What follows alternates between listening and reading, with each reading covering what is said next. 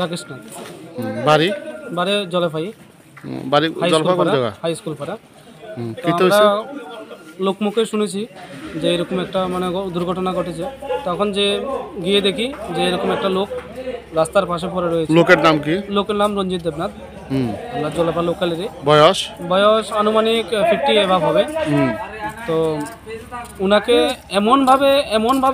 এমন একটা কেস হয়েছে যে তানের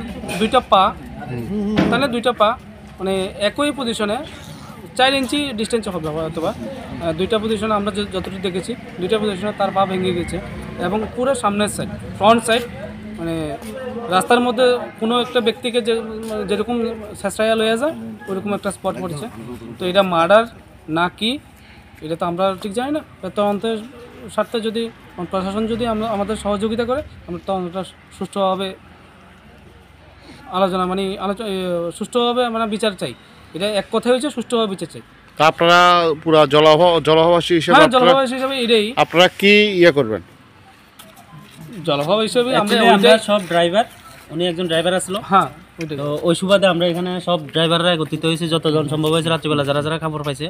আমরা কালকে ওনার আত্মার সদ্গতি হিসাবে আমরা সাবরুম স্ট্যান্ডে যত যান আছে ছোট বড় সব গাড়িগুলো না চালানোর জন্য আমরা সামিল হয়েছি। কালকে আমরা স্ট্যান্ডে কোনো গাড়ি চালাবো। আপনাদের কাছে কি মনে হইতেছে? এটা কি আমার কাছে মনে হইতেছে সাসপেক্টেড, নট অ্যাক্সিডেন্ট। বলতে এটা পা দুইটা ভাঙা আছে, মানে কেমন জানি এটা একটা মানে অ্যাক্সিডেন্ট মনে হইতাছে না, সন্দেহমূলক।